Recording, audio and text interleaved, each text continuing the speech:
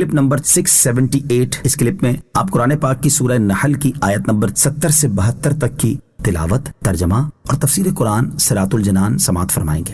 بسم اللہ الرحمن الرحیم۔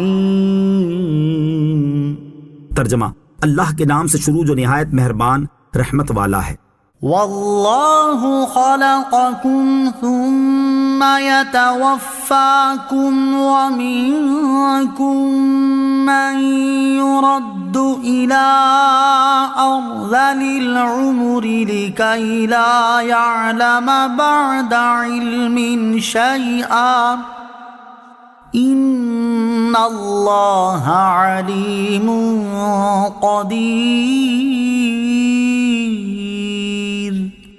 ترجمہ: اور اللہ نے تمہیں پیدا کیا، پھر وہ تمہاری جان قبض کرے گا اور تم میں کوئی سب سے گھٹیا عمر کی طرف پھیرا جاتا ہے تاکہ جاننے کے بعد کچھ نہ جانے۔ بے شک اللہ جاننے والا بہت قدرت والا ہے۔ واللہ خلقکم، اور اللہ نے تمہیں پیدا کیا۔ اس سے پہلی آیات میں اللہ تعالیٰ نے حیوانات کے عجیب و غریب افعال ذکر فرما کر اپنے خالق اور قادر ہونے کی دلیل بیان فرمائی، اور اس آیت میں اللہ تعالیٰ نے اپنے بندوں پر اپنی قدرت کے وہ آثار ظاہر فرمائے جو خود لوگوں میں اور ان کے احوال میں نمایاں ہیں۔ آیت کا خلاصہ یہ ہے کہ اللہ تعالیٰ نے تمہیں وجود بخشا حالانکہ تم کچھ بھی نہ تھے۔ کیسی عجیب قدرت ہے۔ پھر وہ اس وقت تمہاری جان قبض کرے گا اور تمہیں زندگی کے بعد موت دے گا جب تمہاری وہ مدت پوری ہو جائے جو اس نے مقرر فرمائی ہے، چاہے بچپن میں پوری ہو یا جوانی میں یا بڑھاپے میں۔ اور تم میں کوئی سب سے گھٹیا عمر کی طرف پھیرا جاتا ہے جس کا زمانہ انسانی عمر کے مراتب میں 60 سال کے بعد آتا ہے، کیونکہ اس وقت اعضاء اور حواس سب ناکارہ ہونے کے قریب ہوتے ہیں اور انسان کی یہ حالت ہو جاتی ہے کہ وہ جاننے کے بعد کچھ نہ جانے اور نادانی میں بچوں سے زیادہ بدتر ہو جائے۔ ان تغیرات میں قدرت الہی کے کیسے عجائبات مشاہدے میں آتے ہیں۔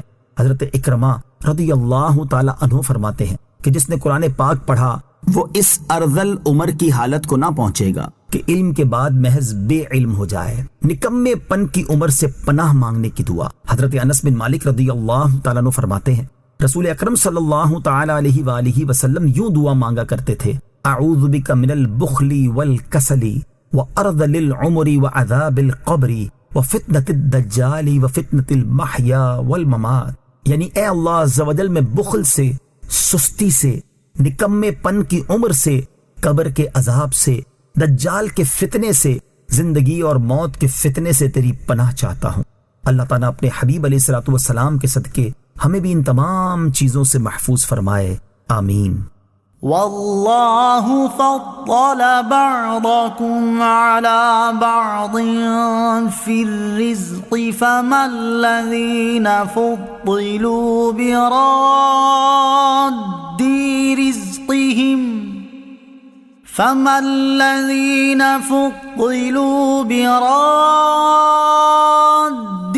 رزقهم علی ما ملکت ایمانهم فهم فیہ سواء افبنعمت اللہ یجحدون۔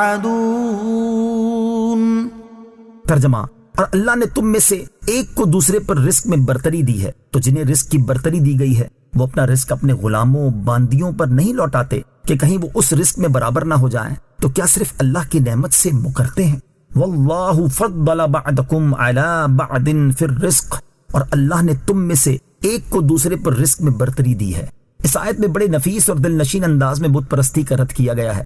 آیت کا خلاصہ یہ ہے کہ اللہ عز و جل نے تم میں سے ایک کو دوسرے پر رزق میں برتری دی ہے، تو تم میں کوئی غنی ہے، کوئی فقیر، کوئی مالدار ہے، کوئی نادار، کوئی مالک ہے اور کوئی مملوک، تو جنہیں رزق کی برتری دی گئی ہے وہ اپنا رزق اپنے غلاموں اور باندیوں کو نہیں دیتے کہ کہیں وہ اس رزق میں ان کے برابر نہ ہو جائیں، اور جب تم اپنے غلاموں کو اپنا شریک بنانا گوارا نہیں کرتے تو اللہ عز و جل کے بندوں اور اس کے مملوکوں کو اس کا شریک ٹھہرانا کس طرح گوارا کرتے ہو؟